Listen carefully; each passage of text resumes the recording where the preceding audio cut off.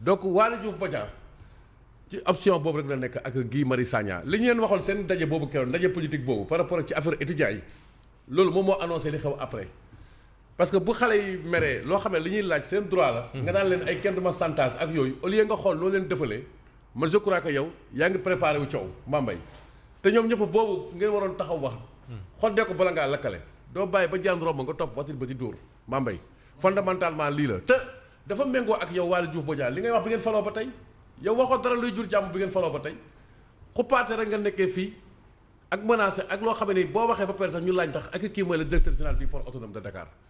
Guy Marius Sagna même chose. bi nga fi toogee ba tey yàgg nga nañ gis loo xam ne nii yaa may dégg gis que ay ñombe la nguur gi di ko def waxoo ko. parce que loolu moo annoncé lii léegi faut pas qu'on s'y méprenne bu ñu juum quoi xam nga. c'est une division savante du travail. ñii dañuy téye le rameau d'olivier ñu si téye leneen yaa may dégg sax la carotte et le bâton. loolu technique la wax ji xam nga Mambay lan la mooy xale yi li ngeen leen yoreel. te bu ngeen wàññee seen caisse noire yi dagale xaalis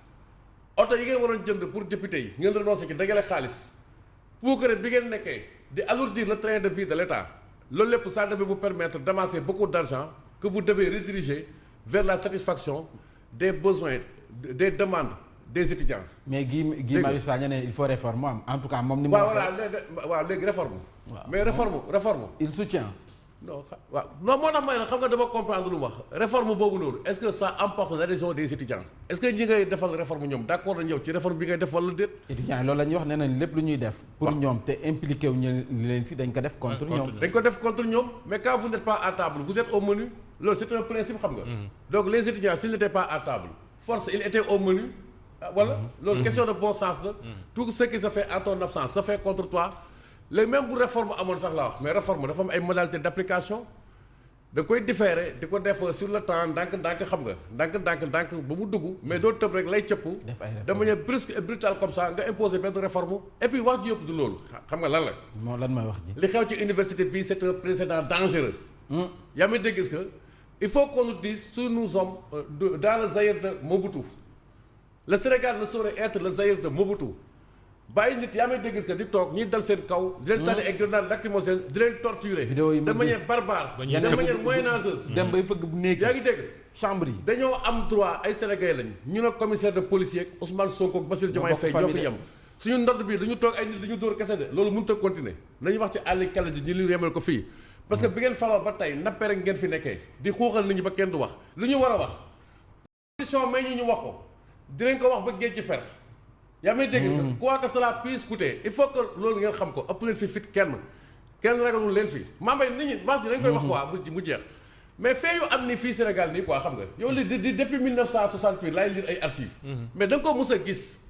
toute cette armada déployée contre des étudiants de paisibles étudiants waaye lii da boo ko jar ba pare ñoom sax reconnaître nañu yaa may dégg que affaire bi ñoomee na léegi lii dañu taxaw ñu atte ko nañ ko clamé fii ki devant les tribunaux nationaux bu ñu ko attewul ñu porté ko devant les tribunaux internationaux vous voyez mais ça ne peut pas ça ne saurait yaa ma dégg sax on ne saurait faire passer ça par perte et profit mu ta nekk du ay Guy Marius Sagna ñoo ñuy wax naan xaw ma ne wow na wala tooy na wala ay Waly Diouf Bodiang ñoom ñëpp li ñuy wax boobu ba tey ci dictature la jëm idéologie Pastef li muy diviser boobu ba tey ci dictature la jëm da ngeen ñëw jéem a rey la presse créer seen presse su bopp réduire ñëpp ci benn silence créer sax ay journalistes yoo xam ne ni peut-être seen complice lañ li ñuy wax ci plateau yi chaque jour yóbbu na ci nit kaso ci li ñuy wax nii comme di ngeen wooyee nii Modou Fall mii tey chaque jour nit wax junni yoon lu ko gën a garaaw foofu wax ci suñu armée wax ci suñu police nationale wax ci suñuy magistrat après génn di doxantu Mambay le droit c'est le principe de la double implication les lois sont faites par tous et elles s'appliquent à tous de la même manière quand il y a rupture d'égalité on ne peut plus parler d'état de droit lii mooy fondamentalement wax ji léegi il faut avoir le courage d'assumer de le dire damay dégg que de but en blanc que vous voulez instaurer au Sénégal une dictature et en ce moment-là on vous fera face on vous opposera des arguments qui nécessairement vous feront reculer lii mooy fondamentalement wax ji quoi. Très bien. Voilà et j'appelle la société civile parce que la riposte est timorée j'appelle l'opposition de manière générale il faut faire bloc pour porter ombrage à ces gens-là. parce que réew mi yaa may dégg suñuy maam yi dañoo xeex ba teg ci démocratie bi. ñoom ñii ñëpp ils n'ont pas participé à ces combats menés de haute lutte pour l'amélioration et l'approfondissement de cette démocratie sénégalaise loo xamul da nga koy fooye dañoo xamul yan sacrifice la ñuy def 23 juin yan sacrifice la ñuy def 1968 yan sacrifice la ñuy def 1958 ba élargir cette démocratie sénégalaise. li mooy fondamentalement wax ji ce sont des précédents dangereux et il faut que cela cesse. très bien lu dul jàmm ko gën lépp loo mu manti doon nañ ko waxtaanee suñu biir parce que Sénégal benn bopp la kenn mënu koo xaar ñaar te et puis faw ñu xam ne fii réew mi toll soxlawul fitna. soxlawul defante soxlawul wane na man dem di fëgg dënn ak yooyu soxlawul ñu loolu dañu soxla avancé. parce que li ñu tardé rek dafa doy Pape Mbaye Loro ñu lay nuyu bu baax jërëjëf Pape Bokar Diallo nee na Thierno li nga wax dëgg la ci point de presse bi merci Pape Bokar Diallo 18e arrondissement. ayca ñu yéeg ci tribune yéenekaay dafa ñëw ci kàddu yi Waly Diouf Bodian jëm ci Abdoulaye Ba mooy étudiant bi nga xam ne moo ñàkk bakkanam denc nañu ko démb sax su ma juumul moom Abdoulaye Ba moom dafa gis ne moom Waly Diouf Bodian ne nguur gi dañu war a assumer. jël entièrement seen responsabilité jëm ci génn ak àdduna étudiant bii amul lu ñuy wiiri di laxalu déedéet nañu assumer l'entière responsabilité de la mort de l'étudiant ba noppi def seen kéem kàttan ba lii fi xew nii bu mu xewati en tout cas position la boo xam ne Sénégalais yëpp moom la ñu am nguur gi na taxaw ci lii ba noppi def le tout pour lii bu mu xewati parce que lii xew université imagine ni ñu gisee diggante takk-der yeeg étudiants yi loolu dafa rafetul mi ngi Guy Marius Sagna nag nee na moom dafa ànd ci réforme yi nga xam ne moo soxal wàllu bourse yu étudiants yi tëggaat bi ñu ci bëgg moom Guy Marius Sagna nee na ànd na ci yéenekaay bi daal dina ci dikk na également ci kàddu yi Waly Diouf Bodian nee na conformément à nos engagements de rupture il faut veiller à ce que cela ne puisse plus survenir dans l'espace universitaire temple du savoir et de la liberté. parce que nag ñu ngi wax ay fii Francis universitaire même yooyu yëpp boo ko dindee. est-ce que jaadu na wala rafet na nga fekk étudiant am ci biir chambre am. oui. est-ce que loolu jaadu na. oui. donc il faut ñu bàyyi xel diggante nit ak moroomam. takkadeer ba bu wàccee këram lay ñibbi étudiant bi bu wàccee këram lay ñibbi. ñooy nekk ay mag ak rakk ñooy jàppalante donc dañ ci bàyyi xel bu baax est-ce que jaroon na ko tribune yéen kaay daal dinay dikk également. ci sunu naataango Modou Fall bu Sen TV bi nga xam ne dañ ko placé en garde à vue diffusion de fausses nouvelles daanaka nee na lañ koy toppee yéenekaay bi dikk na également ci MPC wax jëf bi condamné les jëm ci violence yi nga xam ne moom moo amoon te université Cheikh Anta Diop ba étudiant bi di Abdoulaye Ba daal di si génne àdduna ay organisation yu société civile bi nee na ñu il faut ñu ubbi enquête amatul lu ñuy xaar ndax bavure dañu def entre guillemets utilisation excessive de la force contre les étudiants lii ñu gis université ba takk der yeex ñi nga xam ne ñooy étudiants yi daanaka lii ñoom ci boppam nee nañu amul dara lu ñuy lam-laamee faw ñu ubbi enquête pour ñu xam ñiy def ñu joxal leen baaraam ONG ADA mi ngi woote ngir sàkku démission au sein de la chaîne de commandement ña nga xam ne ñoo doon joxe ordre yi loolu il faut ñoom it ñu identifier leen pencum askan wi nee nañu autorités yi religieuses yi et coutumières yi société civile bi ak les bonnes volontés nañu jóg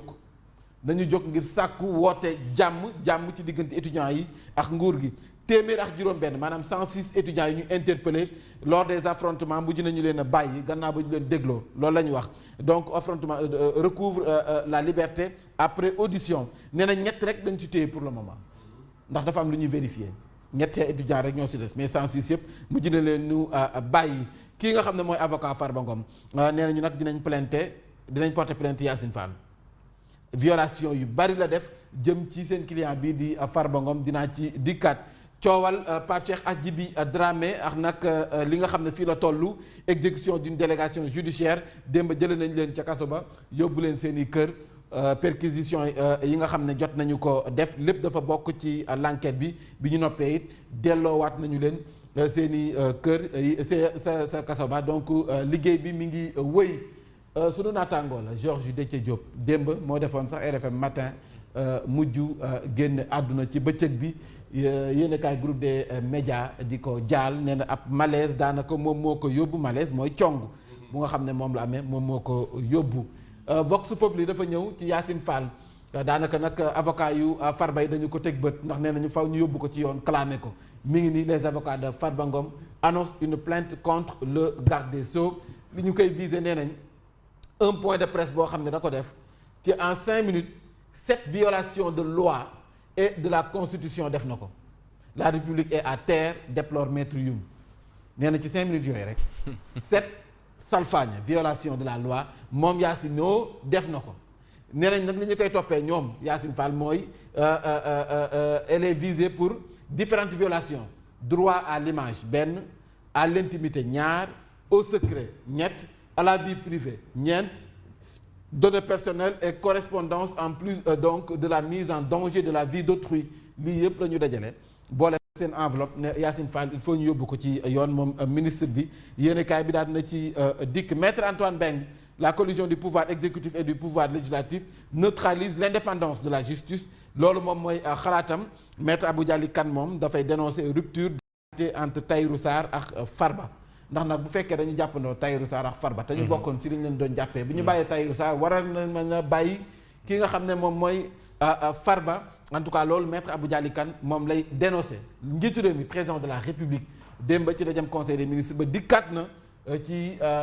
génn ak àdduna Abdoulaye Ba ba noppit sàkku ñu def ci liggéey bi ci war ba ci ilimaanu jëwriñ ñi moom it. wala format bi mais doo jàkkaarloog askan bi nga def adresse à la nation. ñu bëri ci Sénégal yi dégguñu français olof la ñu dégg. nga wax ak ñoom ci olof. vraiment doo comprendre daal. Ousmane Sonko nag mi ngi déplorer. violence bi nga xam ne. nemmeeku nañ ko sa université Cheikh Anta Diop mi ngi sàkku ci ministre de la justice mu def kéem kàttanam ngir nag suite judiciaire bi dara bañ cee am lu ñuy laam-laamee mi ngi nii les échos situation explosive sa université Cheikh Anta Diop yéenekaay bi si la ñëw am na ay leaders yu étudiants yu nga xam ne jàpp nañu leen ñenn ñi ñu ngi leen di wër ba ngir mën leen a teg loxo procureur bi nag mi ngi tempérer ndax nag tempéré weesuwul ñu ne lu toll démb ci guddi xaaja guddi gi lu toll ci 97 étudiants jot nañu leen a bàyyi en tout cas ñett ñoo si des ñu ngi dafa am lu ñuy vérifier étudiants yi ñu ngi commencé doon dajale xaalis pour dimbali kooko mi ngi toll ci lu jigee donc 5 millions ak lu teg 5 millions 130 mille 300 la ñu jot a collecté am na ay hauts responsables kenn ci hauts responsables étudiants yi koo xam ne ñàkk na benn bëtam waa ci defante dafa doy waar ñàkk na benn bëtam jëm ci lalli malaanum kiiraay bu Farba Ngom démb avocat yi dañ doon janox taskatu xibaar yi bi ñuy dénoncé Mambay léegi ñun dañuy waxtaan Sénégal waaw démb image yi ma gis bi ministre bi waxee xaw ma la affaire grenade beeg pavillon beeg yooyu waaw xale yi taxaw génn yeneen image waaye léegi loolu moom dañu taxaw Sénégal loolu ñu wax ci ndax loolu naka la mën a nekkee tam loolu xam naa enquête bi dina ci wax non balaa enquête non dafa wax mais loolu ci débat télévisé ak yëpp nii dañuy toog ñu def confrontation ñu xam balaa ay enquête sax nga ciy egg loolu parce que loolu